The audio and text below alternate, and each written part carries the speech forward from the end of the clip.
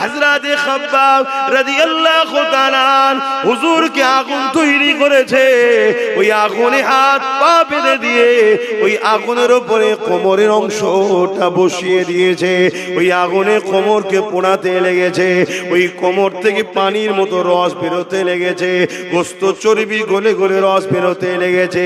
ওই রসেতে আগুন নিভিয়ে যায়, আবার জালিমরা আগুন ধরায়, আবার খাব্বাব হুজুরকে নিয়ে যে বসায়। এ যুবক রে, অনেক কষ্ট করে ইসলাম এসেছে, অনেক কষ্ট করে ইনসানিয়াত এসেছে, অনেক কষ্ট করে মসজিদ মাদ্রাসা হয়েছে, কিন্তু আজ আমরা সহজে ইসলামকে পেয়েছি, তাই ইসলামের উপরে আমাদের অতটা গুরুত্ব নাই। আমার নওজোয়ান তরুণেরা, অথচ আল্লাহ নবী কতটা কষ্ট করেছে এই ইসলামের জন্য। সাহাবা হুজুররা কতটা কষ্ট করেছে এই জমিন থেকে সন্ত্রাসকে মুক্ত করার জন্য, এই জমিনকে অন্যায়কে মুক্ত করার জন্য, এই জমিনে মায়ের জাতের সম্মান দেওয়ার জন্য। আল্লাহ নবীর সাহাবাদের উপরে কত জুলুম হয়েছে ইতিহাসে পাতা সাক্ষী দেয়।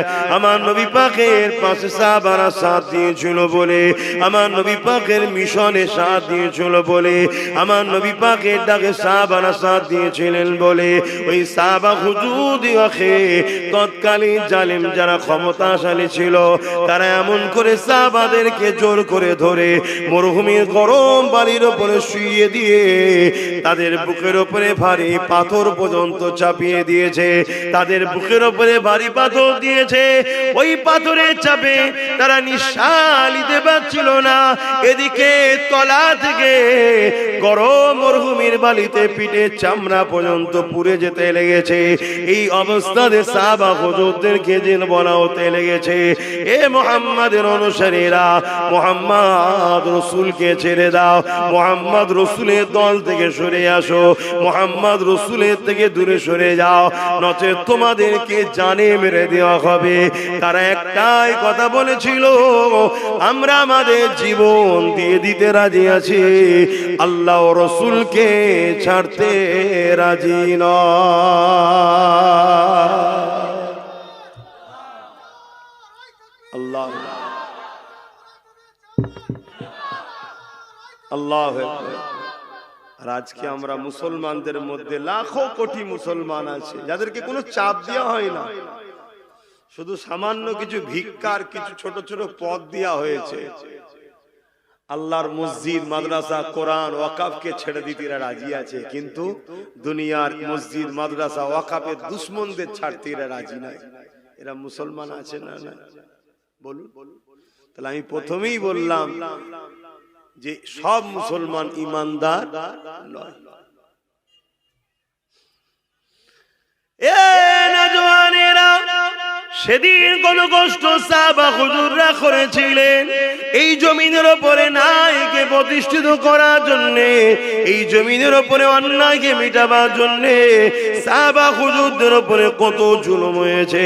আমার নবী পাকের সাথে সাথ দিয়েছিলেন হযরতে খুবাইব রাদিয়াল্লাহু তাআলা, হযরতে খাব্বাব রাদিয়াল্লাহু তাআলা। তিনাকে জালিম খ্রিস্টান বাদশাহ ধরে নিয়ে গেছে, নিয়ে গিয়ে বন্দী করে বলতে লেগেছে, এ খুবাইব, এ খাব্বাব, মুহাম্মদ রাসূলকে ছেড়ে দাও, মুহাম্মদ রাসূলের দল ছেড়ে দাও, মুহাম্মদ রাসূলের সাথ দিও না, আমাদের দিকে চলে আসো, তোমাকে অনেক পুরস্কার দেওয়া হবে, অনেক সম্মানিত করা হবে। আল্লাহ নবীর সাহাবী হযরত খাব্বাব রাদিয়াল্লাহু তাআলা তিনি বলতে লেগেছে, জালিম তোমরা যতই চেষ্টা করো না কেন, আমরা জুলুমের সাথ দিতে পারবো না। কেন আমার আল্লাহ আজ জালিমদের সাথে নাই, আমার আল্লাহ মজলুমদের সাথে আছে। তোমরা জালিম, তোমাদের সাথে আমরা সাথ দিতে পারবো না। কেননা এই দুনিয়া দুদিনের, আজ আছে কাল নাই। জালিমের সাথ যদি দিই, আল্লাহ পরকালে জালিমদের সাথে জাহান্নামে দেবে। এই জালিমদের সাথ আমরা দিতে পারবো না। এই কথা শুনে জালিমরা হযরত খাব্বাব রাদিয়াল্লাহু তাআলা হুজুরকে আগুন তৈরি করেছে। ওই আগুনে হাত পা বেঁধে দিয়ে ওই আগুনের উপরে কোমরের অংশটা বসিয়ে দিয়েছে। ওই আগুনে কোমরকে পোড়াতে লেগেছে। ওই কোমর থেকে পানির মতো রস বেরোতে লেগেছে। গোস্ত চর্বি গলে গলে রস বেরোতে লেগেছে। ওই রসেতে আগুন নিভিয়ে যায়। আবার জালিমরা আগুন ধরায়। আবার খাব্বাব হুজুরকে নিয়ে যে বসায়। এ যুবক রে, অনেক কষ্ট করে ইসলাম এসেছে, অনেক কষ্ট করে ইনসানিয়াত এসেছে, অনেক কষ্ট করে মসজিদ মাদ্রাসা হয়েছে। আজ তোমার আমার গাফলতির জন্য, তোমার আমার ভুল পদক্ষেপের জন্য আজ আল্লাহর ঘরকে জালিমরা মিটিয়ে দিচ্ছে। আজ বুলডোজার দিয়ে মাদ্রাসা মিটিয়ে দিচ্ছে। মনে রেখে দিও, আমার আল্লাহ পাক ওই মসজিদের মুখাপেক্ষী নয়, আমার রাসূলুল্লাহ মাদ্রাসার মুখাপেক্ষী নয়।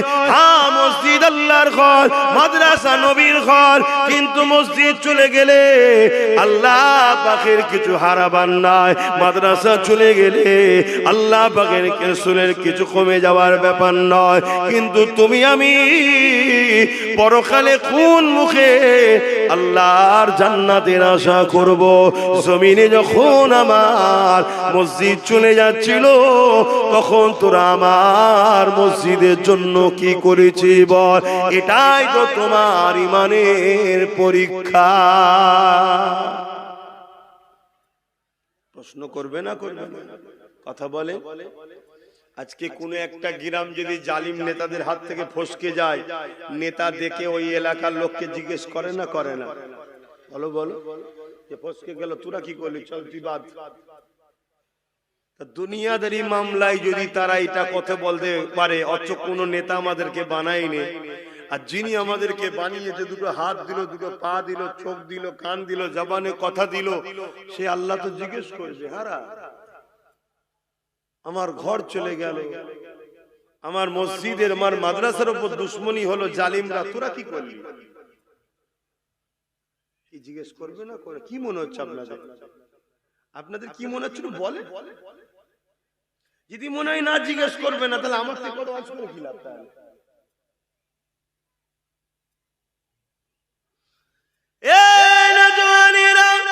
সাহাবা হুজুররা মার খেয়েছিলেন জালিমদের বিরোধী করার জন্য। আজ আমরা মার খাচ্ছি জালিমদের পক্ষপাতিত্ব করার জন্য। সাহাবা হুজুররা মার খেয়েছিলেন এতিম গরিবদের বাঁচাবার জন্য। আজ আমরা মার খাচ্ছি এতিম গরিবদেরকে যারা লুটছে তাদের জন্য।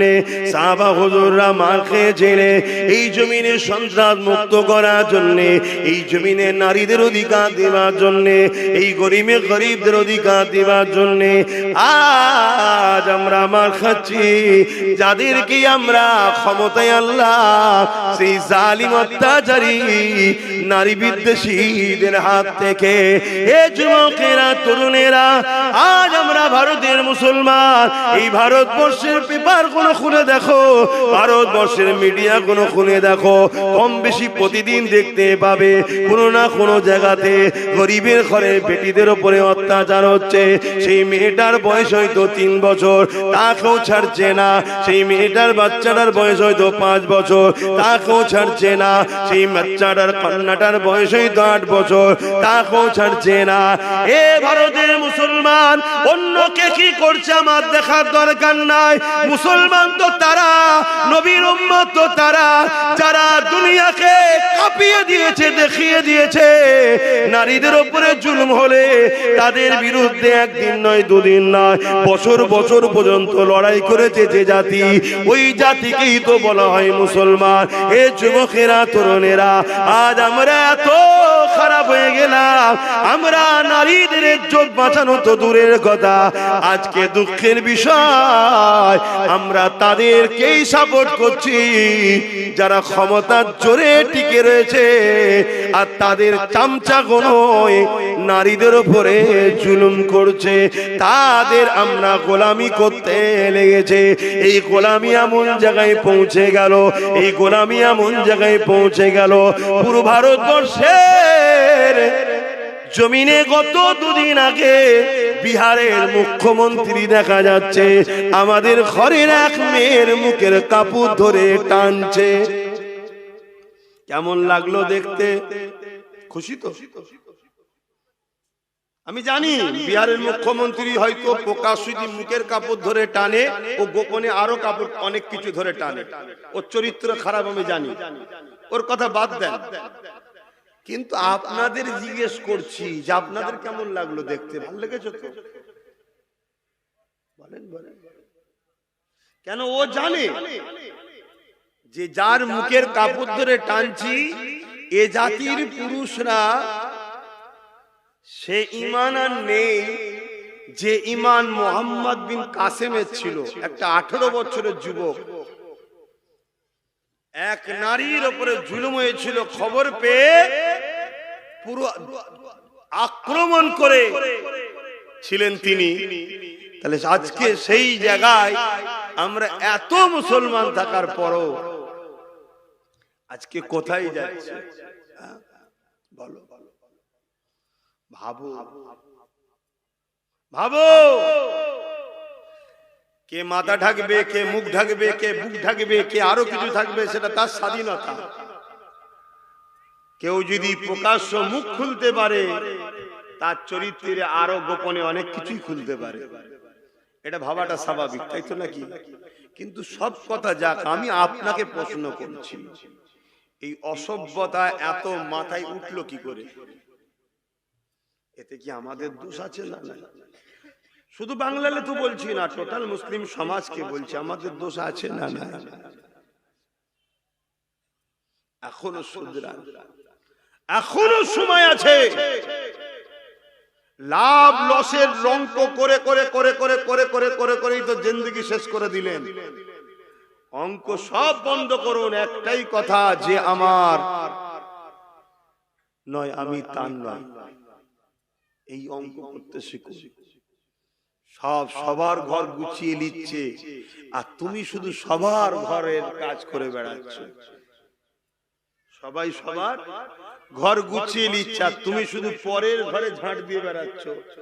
তোমার ঘরটালে কখন তুমি ভাববে? আমি বলবো না অন্যদের মতো জোর ঘর ভাঙো, ওর মেয়েটিকে তুলে নিয়ে আসো, যেমন বলছে, দেখছেন তো নাকি প্রকাশ্য মিডিয়াতে বলছে মুসলমানদের 10টা মেয়েকে তুলে নিয়ে আসতে পারলেই চাকরি পাবে।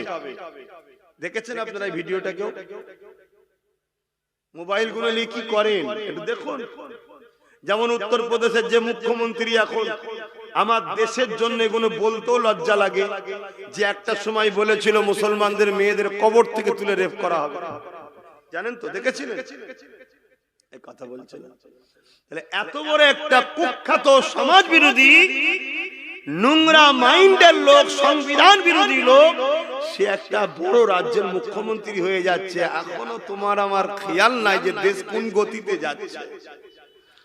তুমি এখন, আমি এখন ওই হাতির দেখানো দাঁত যারা দেখাচ্ছে সেকুলারের নামে, তাদের পিছনে এখনো ছুটছি তুমি আমি বলছি না তুমি কমনাল হও, কারণ ইসলামে কোনোদিন গোলামির জায়গা নয়।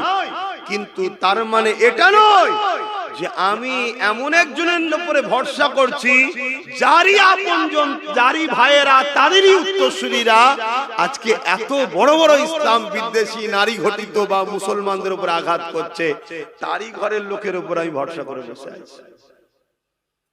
কি অসুবিধা হচ্ছে ভাবো। আসেন আমি আমার জায়গায় ফিরে যাচ্ছি। আল্লাহ নবী অনেক কষ্ট করেছিলেন এই সমাজে নারীদের ইজ্জতকে বাঁচাবার জন্য। এই জমিনে যখন মানুষ এক আল্লাহকে মানত না, 360টা নকল খোদাকে উপাসনা করত, তারা নারীদের ঘরে জন্তু জন্তু পুঁতে দিত। আল্লাহ নবী এসে তাদেরকে বুঝাতে লাগলে, এ মক্কা মানুষেরা, এ এলাকা মানুষেরা, এই রোমের মানুষেরা, মানুষেরা, পারস্যের মানুষেরা, এ পৃথিবীর মানুষেরা, কেন তোমরা নারীগুলোকে এত অবহেলা করো? কেন তোমরা নারীগুলোকে জ্যান্ত মুতে দাও? তারা বলতে লেগেছিল নারীরা হলো অশুভ, নারীদের বাঁচার কোনো অধিকার নাই। আল্লাহ নবী বলেছিলেন না, নারী অশুভ নয়, নারী হলো সেই জিনিস আল্লাহ বা কন্যা সন্তানদের এত নিয়ামত করেছে। কারো ঘরে যদি প্রথম কন্যা সন্তান হয়, এর মানে ওই নারীর বাবাকে মহান স্রষ্টা আল্লাহ জান্নাতে সুসংবাদ দেয়। যুগে যুগে নারীদের উপরে জুলুম হয়েছে, আর নারীদেরকে ইজ্জত সম্মান ইসলাম দিয়েছে। জোরে বলুন সুবহানাল্লাহ। কিন্তু আজকে এই ভারতবর্ষের বুকে এমনও কথা শোনা যাচ্ছে, ইসলামের সম্বন্ধে মিথ্যাচার। এমনও শোনা যায় ইসলাম মে রেপ করা নাকি কোনো খারাপ বিষয় নয়। শোনা যায় না, যায় না? এটা এই যে মিথ্যাচার ইসলামের উপরে, এর কারণে আগামী দিন সর্ব জায়গায় মুসলিম পুরুষ তোমরা চারিদিকে মার খাবে। কেন? এই মিথ্যাচার এমন ভাবে ছড়ানো হবে, মুসলমান দেখলেই পিটবে। কথা বোঝা ঢুকছে? এটা একটা প্ল্যান তৈরি করা হচ্ছে। যেমন আমি গতকালকে দেখলেন উড়িষ্যাতে অনেক জায়গায় বস্তিতে আগুন ধরিয়ে দিয়েছে, দেখেছেন? দেখেছেন কি বলবেন? এগুলো খবর রাখেন না? এই আগুন ধরানোর পিছনেও একটা কথা উঠছে, এটা আমি অনেক আগে থেকে জানতাম। কেউ একজন কিছু করবে, আমি অনেক আগে বলেছিলাম মুসলিম সমাজের মধ্যে এমন কিছু লোককে দিয়ে এমন কিছু কাজ করানো হবে যার দ্বারা পুরো মুসলিম সমাজকে চারিদিকে টার্গেট করা হবে। এটা অনেক আগে বলেছি। আজকে সেই জায়গাতে মুসলিম যেখানে থাকে সেসব বস্তিগুলো আগুন ধরিয়ে দেওয়া হচ্ছে, আর তাদেরকে একটা বিশেষ স্লোগান দিয়ে তাদের উপরে জুলুম করা হচ্ছে। আগামীতে আরো বাড়বে। আর এই সব কিছুর পিছনে কারণ একটাই, আমরা রসুল ভোলা হয়ে গেছি। আপনি ভাববেন এখানে রসুল ভোলার সাথে কি আছে? হ্যাঁ, আমাদের যে কাজ আমরা সে কাজ ছেড়ে দিয়েছি। আমাদের কাজটাই হলো নায়ের সাথ দিয়া জুলুমের বিরোধী করা। কিন্তু আমরা এতদিন করছি কি? জুলুমের সাথ দিচ্ছি, নায়ের বিরোধী করছি। করেছি না করিনি? আজ নাই আলহামদুলিল্লাহ অনেক বাপ ভাই মা বোন পরিবর্তন হচ্ছে, নবী বংশের আওলাদ নওসাদের সাথ দিচ্ছে, এটা ভিন্ন বিষয়। কিন্তু আমরা এই পাপের মধ্যে অন্যায়ের বিরুদ্ধে জড়িয়েছি না জড়াই? আজ নাই নতুন করে মানুষ চেঞ্জ হচ্ছে। তবে হ্যাঁ, এটা বলতে পারি এখনো আল্লাহর পক্ষ থেকে মার শুরু হয়ে যায়নি। এখনো সময় আছে তওবা আমাদের করে নেওয়া দরকার। এখনো টাইম আছে ফিরে আসা দরকার। এখনো টাইম আছে পরিবর্তন হওয়া দরকার। এ না জওয়ানেরা, তরুণেরা, আমার নবী পাকের প্রেমিকেরা, আরে আমার নবী সাহাবারা নবীকে কেমন মুহাব্বত করেছে, ওই মুহাব্বত তোমাকে আমাকে করতে হবে। রাসূলুল্লাহ সাথ দেওয়ার জন্য সাহাবা হুজুরকে নিয়ে গিয়ে শুলিতে চাপিয়ে চাপিয়ে এক এক করে শহীদ করে দিয়েছে। শত শেষে আল্লাহ নবীর সাহাবী হযরত খুবাইব রাদিয়াল্লাহু তাআলা তিনাকে শুলির কাছে নিয়ে এসে বলতে লেগেছে, এ খুবাইব, এবারে তোমাকে শুলিতে চাপানো হবে, এখনো সময় আছে, মুহাম্মদ রাসূলুল্লাহকে ছেড়ে দাও। আরে আমার রাসূলুল্লাহকে কেন ছাড়তে বলছে? আমার রাসূল ছিল জালিমদের বিরুদ্ধে, আর খুবাইব ছিল রাসূলুল্লাহর সাথে। তার মানে নবী জালিমদের বিরুদ্ধে, সেই রাসূলুল্লাহ সাথ দিয়েছে বলে খুবাইব হুজুরের উপর জুলুম হতে লেগেছে। আজ তোমাদেরকেও বলে দিয়ে যাচ্ছি, তুমি আমি যদি ন্যায়ের পক্ষে সাথ দিই, ইনসাফের পক্ষে সাথ দিই, মানবতার পক্ষে সাথ দিই, গরিবের পক্ষে সাথ দিই, এক কথায় নবীর গোলাম হিসাবে আমি আব্বাস সিদ্দিক থেকে যে লড়াইয়ে লাভ নিয়েছি ওই লড়াইয়ে যদি তুমি সাথ দাও তোমার উপরও জুলুম অত্যাচার হবে, কিন্তু এই জুলুমকে তোমাকে সহ্য করতে হবে।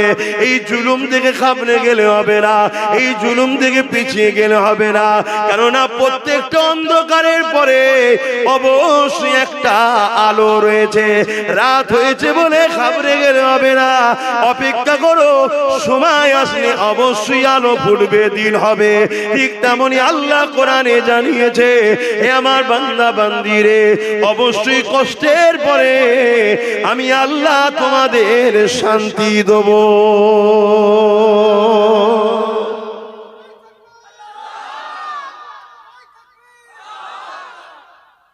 তার জন্য তো মজবুত হয়ে দাঁড়াতে হবে, ঘাবড়ে গেলে হবে?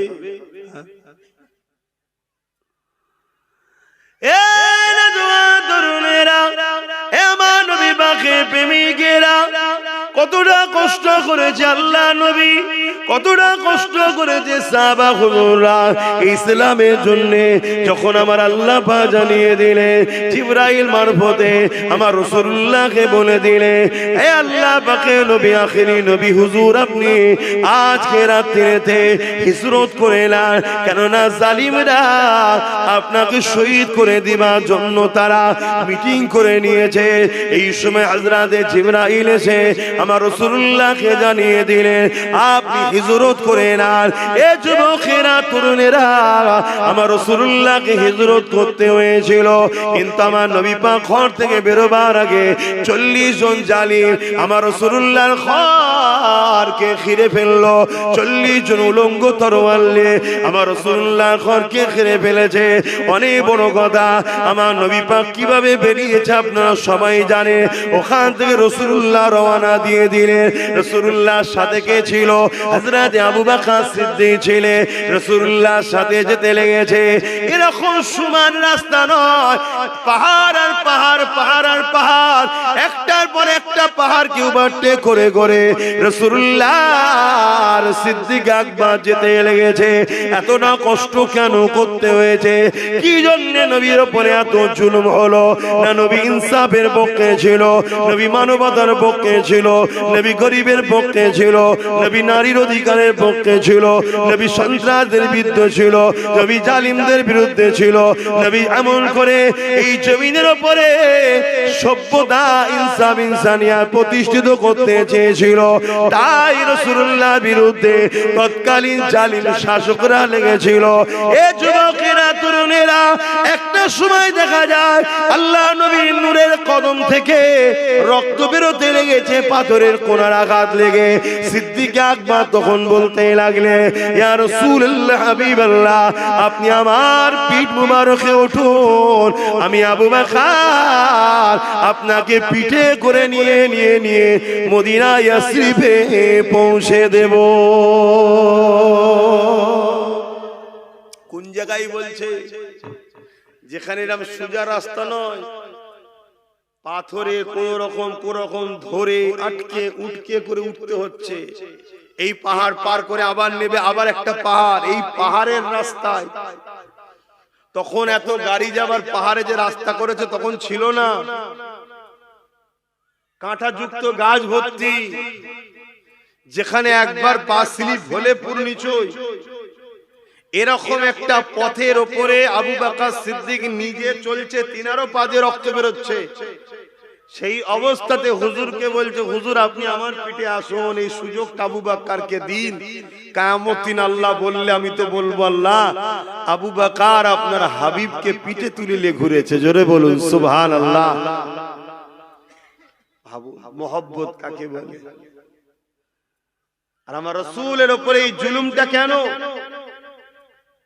নবী অন্যায়ের বিরুদ্ধে ছিল, জালিমের বিরুদ্ধে ছিল। আমি আপনাকে আবার একবার বলছি, প্রকৃত প্রেমিক তো সে যে নবীর সুন্নাতকে মানে। অনেকে আছে মুখে দাড়ি রেখেছে, কেন রেখেছেন? না নবীর সুন্নাত। মাথায় টুপি দিয়েছেন, কেন? নবীর সুন্নাত। ভালো কথা, ভালো কথা। যেমন আমাদেরকে বলা হয় যে ফরজ ছেড়ে দিয়ে সুন্নত ওয়াজিব এই নফল নিয়ে টানাটানি করছো, বলে না বলে না? কেন নফলটাও ভালো কাজ, কিন্তু ফরজটা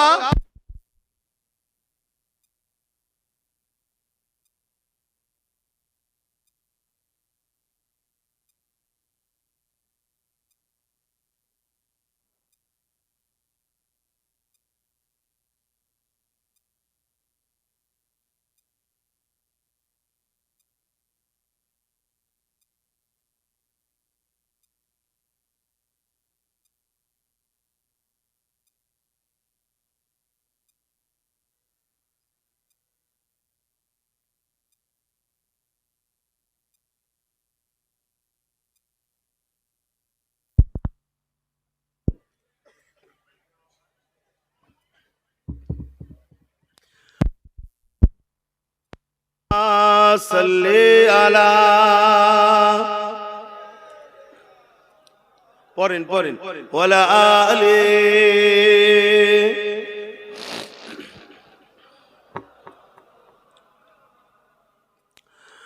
যাদের হৃদয়ে আছে আল্লাহর ভয়, তারা কখনো নবী ভুলে যায় না। আল্লাহর প্রেম ছাড়া এই দুনিয়ায় কারো কাছে কোনো কিছু চাই না। যাদের হৃদয়ে আছে আল্লাহর ভয়, তারা কখনো নবী ভুলে যায় না।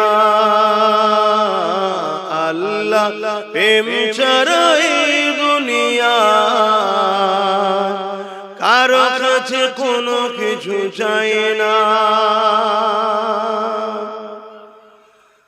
রাতের আঁধারে যারা সিজদাতে রয়, দু চোখের অশ্রুতে নদী যেন বয়। রাতের আঁধারে যারা সিজদাতে রয়, দু চোখের অশ্রুতে নদী যেন বয়। চলো না চানি যত আসো, চলো না চানি যত আসো, পিছনে ফিরো তাকায় না। যাদের হৃদয়ে আছে আল্লাহর ভয়, তারা কখনো নবী ভুলে যায় না। আল্লাহ প্রেম ছাড়া এই দুনিয়ায় কারো কাছে কোনো কিছু চাই না। দিন কায়েমের পথে যারা অবিচল, তারা হলো আল্লাহর প্রিয়জন। দিন কায়েমের পথে যারা অবিচল, তারা হলো আল্লাহর প্রিয়জন। বাতিলের কাছে যারা হার মানে না, বাতিলের কাছে যারা হার মানে না, সংগ্রাম করে যায় অমরণ। যাদের হৃদয়ে আছে আল্লাহর ভয়, তারা কখনো নবী ভুলে যায় না। আল্লাহ প্রেমে ছাড়া এই দুনিয়া কারো কাছে কোনো কিছু চাই না। রাতে আঁধারে যারা সিজদাতে রয়, দু চোখের অশ্রুতে নদী যেন বয়। রাতের আঁধারে যারা সিজদাতে রয়, দু চোখের অশ্রুতে নদী যেন বয়। চলো না চানি যত আসো, চলো না চানি যত আসো, পিছনে ফিরো তাকায় না। যাদের হৃদয়ে আছে আল্লাহর ভয়, তারা কখনো নবী ভুলে যায় না।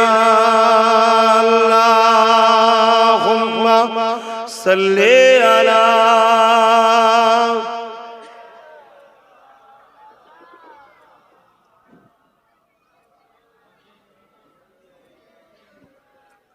আমার আব্বা জানেরা, ভাইরা, মায়েরা, বোনেরা, আমি আবার বলছি, আমার দেশের বর্ডার সিকিউরিটি নিরাপদের জন্য বর্ডারে বিএসএফ আছে না নাই? কেন রাখা হয়েছে? যাতে বাইরের শক্তি আমার দেশের উপরে হামলা না করে, বা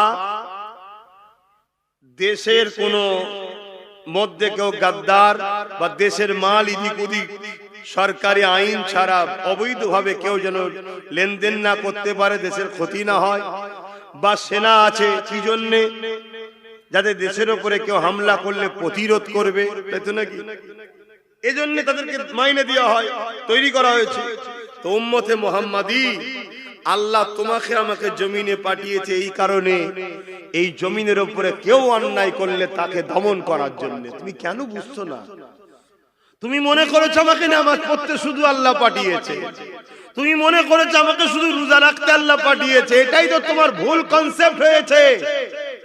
নামাজ রোজা যেমন তোমাকে আল্লাহ হুকুম দিয়েছে, ঠিক তেমনি খোদার্থ মানুষকে খানা দিবার হুকুম, আর খোদার্থ মানুষের উপরে কেউ জুলুম করলে তার বিরুদ্ধে লড়াই করার হুকুম আল্লাহ দিয়েছে। জোরে বলো সুবহানাল্লাহ।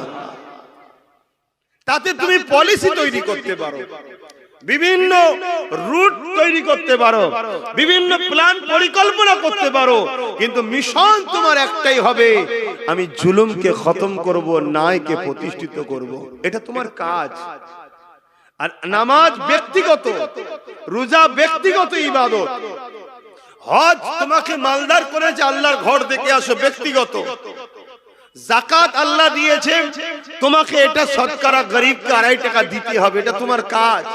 কিন্তু আল্লাহ যেমন রাসূল টুপি পরেছে, তুমি পড়ছো, 10 দোকান বিছিয়ে খাচ্ছো, খাও, কিন্তু যেমন ফরজ নামাজ আর নফল নামাজ দুটো এক নয়, কিন্তু দুটোই ভালো কাজ।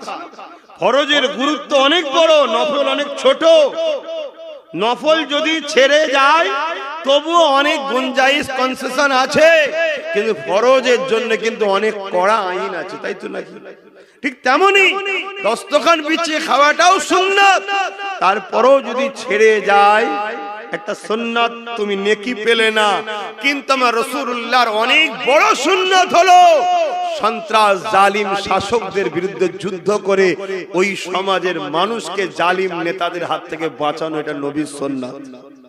জোরে বললেন না সুবহানাল্লাহ? এইটা কি করবে বলো?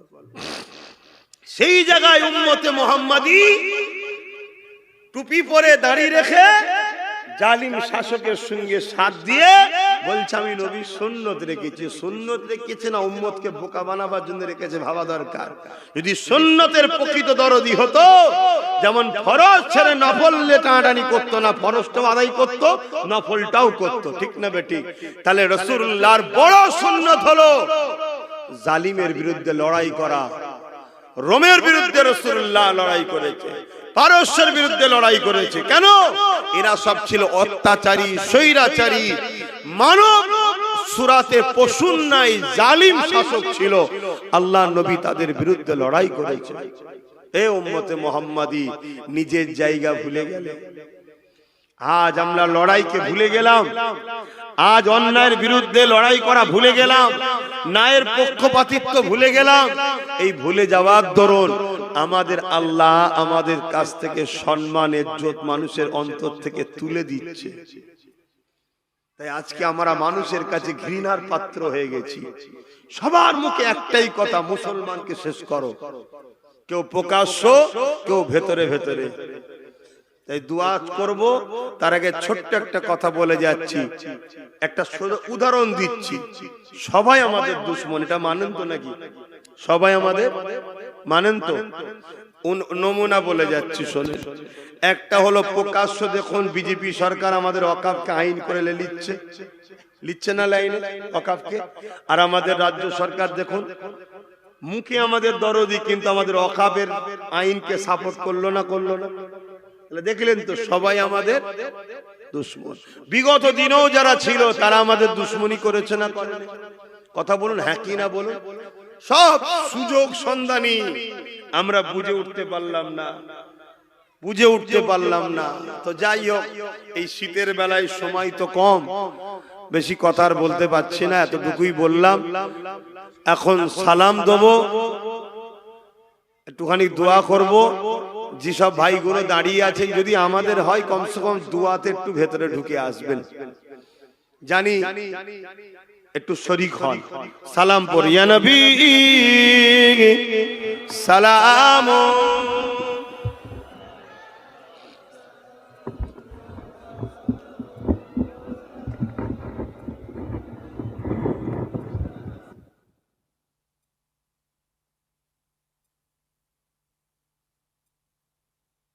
সরে সরে আসেন, ভাইগুলোকে একটু আসতে দেন। আর তো 10 মিনিট 15 মিনিট সময় আছে, একসাথে বসে কমসে কম দুয়ায় শরীক হন।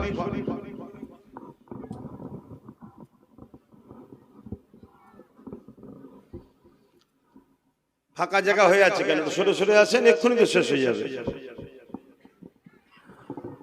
কমসে কম দোয়াটা সবাই এক জায়গায় বসে চাইবে। তাহলে আল বদরু আলাইনা মিন শানিয়াতিল ওয়াদাই ওয়াজাবা শুকরু আলাইনা মাদা লিল্লাহ আহিদাই ইয়া নবী সালাম ইয়া রাসূল ইয়া হাবিব সালাম।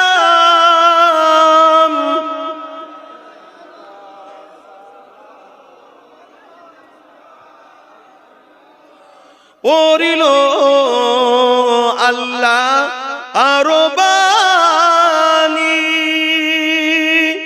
পোহালো দুঃখে এ রজনী,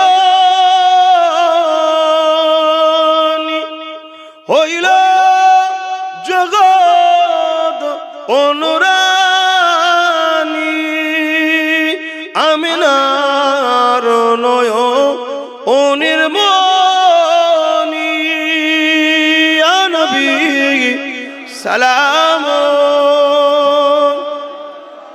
ইয়া রাসূল ইয়া হাবিব সালাম।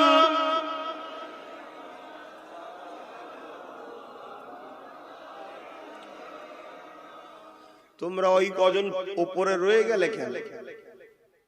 একই কথা, সবাই নেবে এলো, তোমরা ওই কজন রয়ে গেল। তাহলে চিন্তা করো, তোমরা যদি আমাদের কথা না শোনো, এটা আমাদের ক্ষতি না তোমাদের ক্ষতি? কোনটা মনে হচ্ছে? আমার ক্ষতি হবে মনে হচ্ছে? তোমাদের ক্ষতি হবে। আমার কি সমস্যা আছে? প্রত্যেকটা ক্ষেত্রে মনে রেখে দিও, তোমাদেরকে বাঁচাবার চেষ্টা করছি। কেন চেষ্টা করছি? আমরা তোমার নবীর বংশের আওলাদ, তোমরা আমার নবীর উম্মত। তোমাদের জন্য আমার রাসূল আজও কাঁদছে, আমারও জন্য কাঁদছে। সেই নবীর উম্মতকে বাঁচাবার চেষ্টা করছি, যাতে হুজুর আমার উপরে খুশি হয়। বুঝার চেষ্টা করো, সরে যেও না। সকলে গায়ে গায়ে বসে খুনি দোয়া হবে। দরুদ শরীফ আল্লাহ।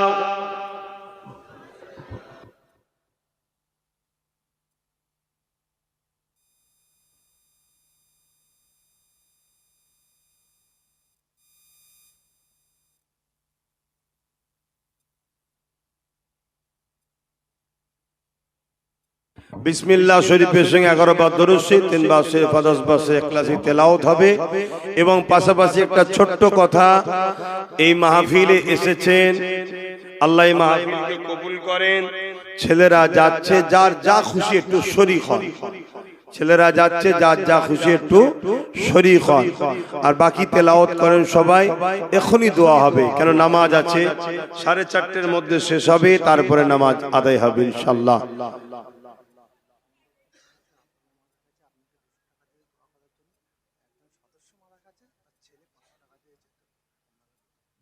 আচ্ছা, আল্লাহ কবুল করেন। আল্লাহ তাদের মনের আশাকে কবুল করে। বোন আল্লাহুম্মা আমিন। দেন দেন দেন, যার যা খুশি একটু শরীক হন, যার যা খুশি একটু শরীক হন।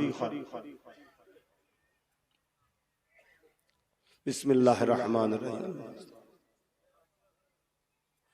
এই যে আপনাদের ঘরে বললাম আপনারা সবাই চলে আসলেন, এইটা কতটা যে আপনারা নিজেদের উপকার করলেন এটা আপনারা নিজেরা বুঝতে পারছেন না।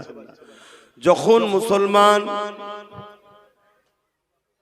তাদের উলামাদের কথা শুনবে তখনই জানবেন ইসলাম বিদ্বেষীরা বড় টেনশনে পড়ে যাবে। কথা বুঝছেন তো? কিন্তু এটা আপনারা সবাই তো বোঝেন না যে দেখো ওদের উলামারা ডাকলো সঙ্গে সঙ্গে চলে গেল। এই জিনিসটা জালিমদের ঘরে কিন্তু ঘাবড়ায়, ভয় খাওয়ায়।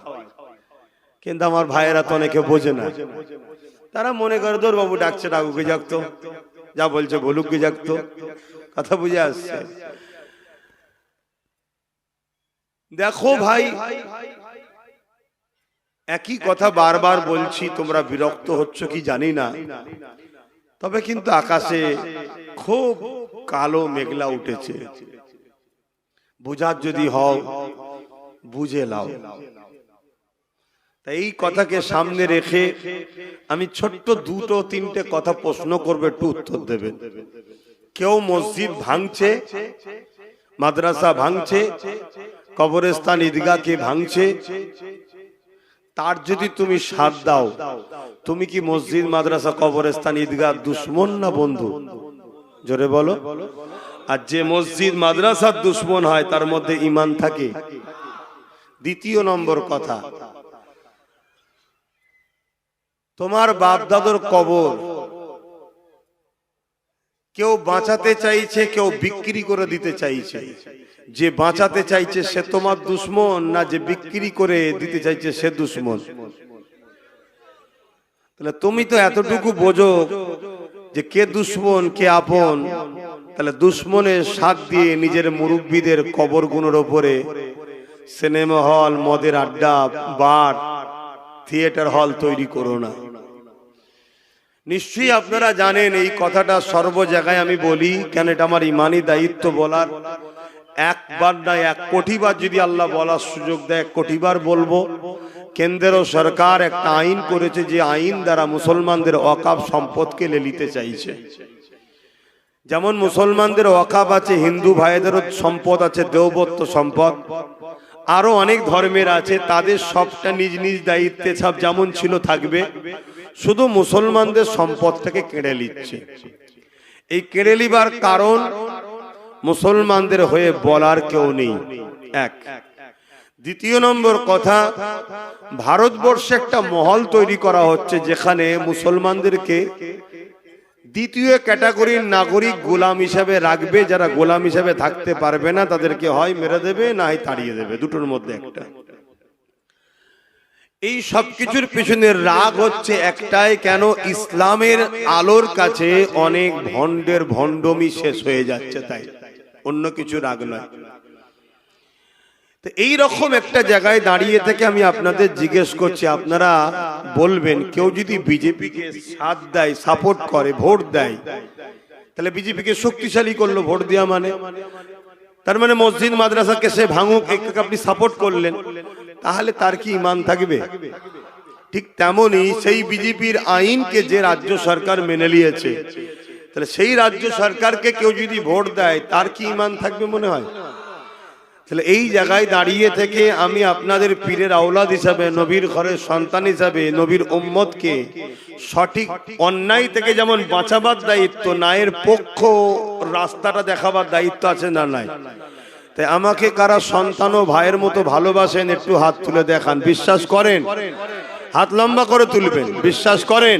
আলহামদুলিল্লাহ। যারা হাত তুলেছেন তাদের উদ্দেশ্যে হাত নামান।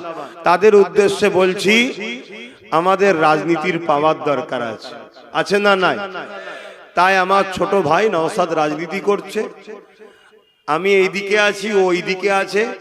আপনাদেরকে খুলে আম বলছি, আপনারা ওর সাথ দেবেন। আমার কথা রাখতে পারবেন? আল্লাহকে সাক্ষী রেখে বলুন, রাখতে পারবেন? কথা দিচ্ছেন তো? হাত লম্বা করুন। যারা হাত তুলতে পারবেন আমাকে যারা ভালোবাসেন হাত নামান। তো ভালোবাসার মানুষকে বলার অধিকার আছে না নাই? বাস, বাকি কে কি করবে যে যার কবরে জবাব দেবে। কথা বুঝে আসছে? এটা আপনাদেরকে বলে গেলাম। কেন? আমি আবার একবার বলে যাচ্ছি, কেন্দ্র সরকারকে ভোট দিয়াটাও হারাম, রাজ্য সরকারকেও ভোট দিয়াটা হারাম। কেন? এরা উভয়েই টাকার ইপিট উপিট, এরা ওয়াকাফকে শেষ করে দিচ্ছে, ওবিসি কে শেষ করে দিচ্ছে। ও প্রকাশ্য মুসলমানকে মিটাতে চাইছে, আর এ মুসলমানকে পিছন থেকে বেঁধে রেখে আস্তে আস্তে আস্তে আস্তে শেষ করে দিতে চাইছে। কেন? পশ্চিম বাংলায় মুসলমানদের সংখ্যাটা একটু বেশি, তো এই জন্য পশ্চিম বাংলায় ডাইরেক্ট যদি এসে আমাদেরকে অ্যাটাক করে অসুবিধা আছে। এজন্য প্রথমে হারাম টারাম খাইয়ে আমাদেরকে দুর্বল করেছে, সময় হয়তো এসেছে এবার ওকে নিয়ে চলে আসবে। কথা বুঝে আসছে? হারাম খাদ্য আমাদের ঈমানকে দুর্বল করে, আর 1 কোটি লাশ যেমন কোনো কাজে লাগে না, বেঈমান মুসলমান কোনো কাজে আসে না। কথা মাথায় ঢুকলো?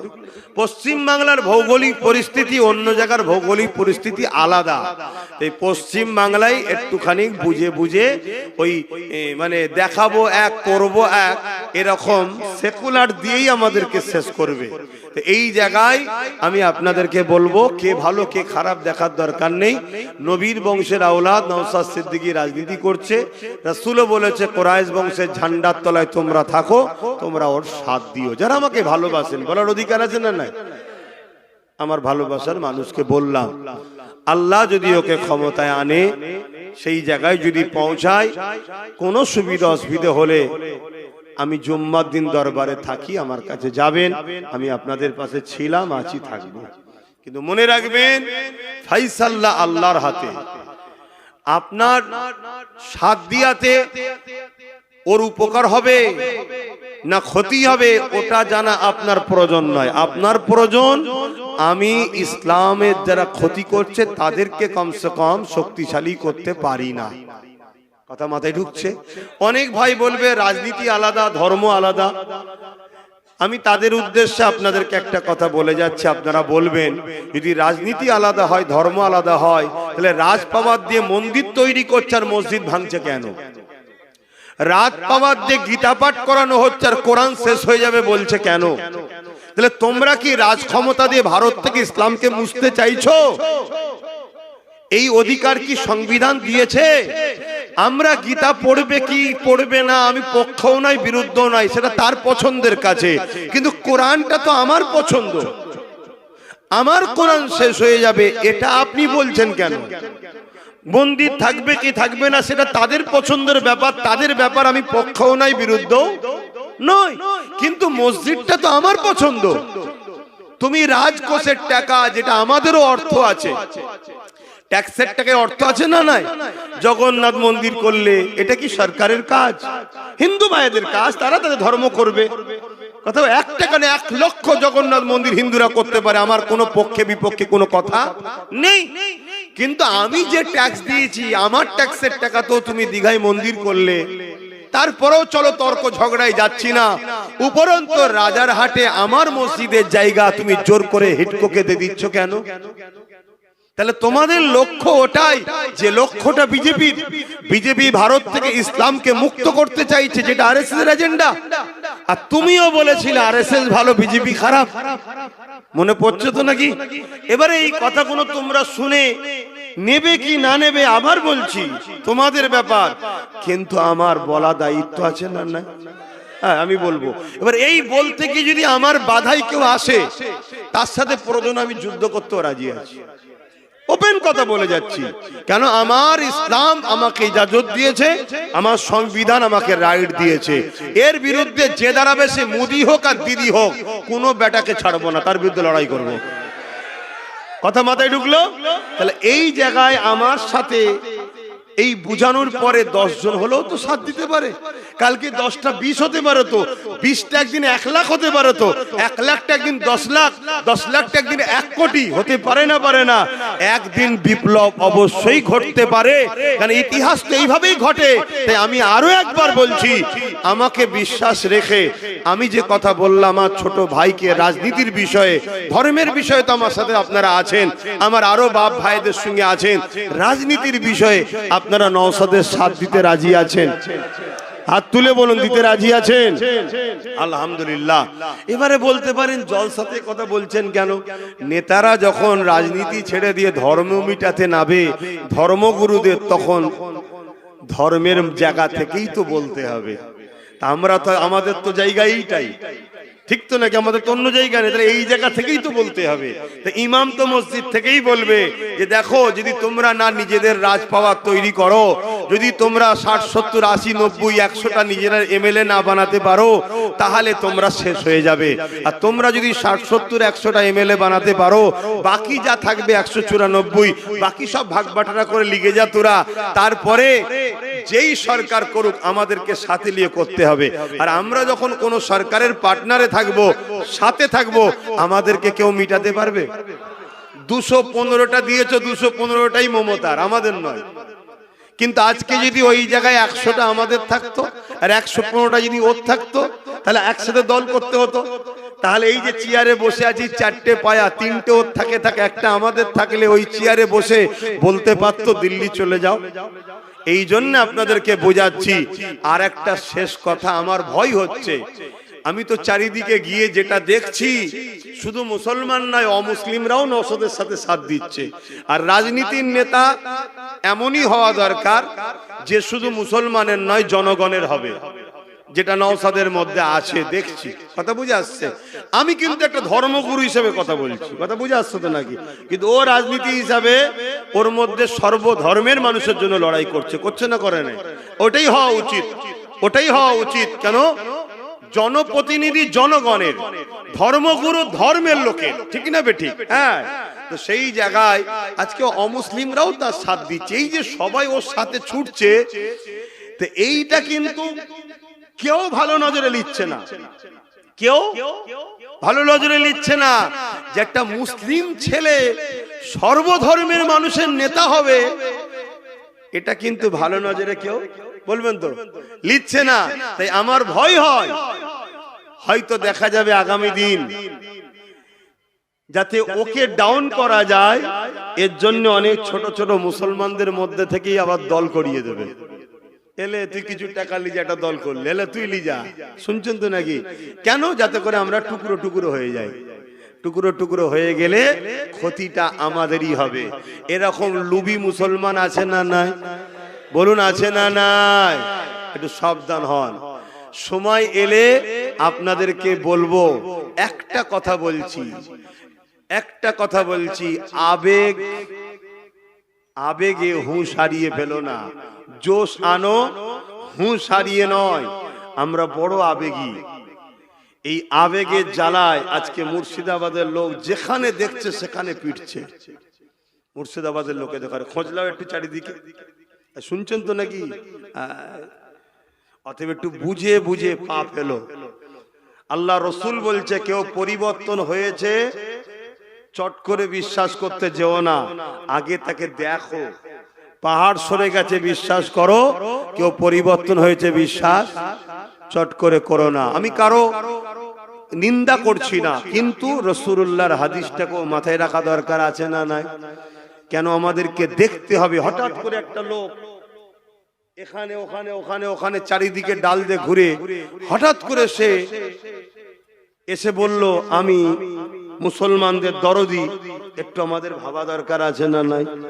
আমার বক্তব্যটা এই জায়গায়, আমি তার পক্ষে বিপক্ষে কোনো কথা বলছি না, কিন্তু আমি এতটুকু বলবো, রসুল বলছে তোমরা ভেবে দেখো, চট করে বিশ্বাস কাউকে করতে যেও না, এটা মাথায় রেখে দিও। হ্যাঁ, আমাদের যে যা লিখছে, আমাদের যে যা কাটছে, সব নোট করো, আর নোট করে কোমরটাকে আগে মজবুত করো, ভিতটা ভালো তারে দাও, তাহলে ওপরে 10 তলা কেন 20 তলা দেওয়া যাবে, ঠিক তো নাকি? আগে কোমর ভিত মজবুত করো, করার পরে সব আবার ফিরিয়ে লিয়া যাবে। যাবে না? যাবে না। যে পাওয়ারে তুমি আমার মসজিদ নিলে, যে পাওয়ারে তুমি আমার ওয়াকফ নিচ্ছ, ওই পাওয়ার যদি আমরা দখল করতে পারি, আবার ওই মসজিদ মাদ্রাসা ওয়াকফকে ফিরানো যাবে না? যাবে না? তাহলে আগে সেই পাওয়ারটা তৈরি করো। সেই পাওয়ারটা তৈরি করার আগেই যদি হুড়োহুড়ি করতে যাও, তাহলে তো আমাকে সব সমেত তুলে ফেলে দেবে। এক কথা বুঝছেন? একটু বুঝে বুঝে পা ফেলো। কথাই কেউ কষ্ট পেয়েছেন, আসেন তওবা করি। বিসমিল্লাহির রহমানির রহিম। আল্লাহ তাআলা, আমি জানা অজানা, ইচ্ছা ও ইচ্ছা সকল গুনাহ হইতে তওবা করিতেছি। আস্তাগফিরুল্লাহ রাব্বি মিন কুল্লি যামবি ওয়া আতুবু ইলাইহি। আশহাদু আল্লা ইলাহা ইল্লাল্লাহু ওয়াহদাহু লা শারীকা লাহু ওয়া আশহাদু আন্না মুহাম্মাদান আবদুহু ওয়া রাসূলুহু। লা ইলাহা ইল্লাল্লাহ মুহাম্মাদুর রাসূলুল্লাহ সাল্লাল্লাহু আলাইহি ওয়াসাল্লাম। আল্লাহুম্মা আমিন। আয় আল্লাহ, প্রতিদিন প্রতিটা জায়গায় চেষ্টা করছি আল্লাহ আমার বাপ ভাই মা বোনদেরকে বুঝাবার। আল্লাহ ফায়সালা আপনার হাতে। আল্লাহ আপনি আমাদের জীবনের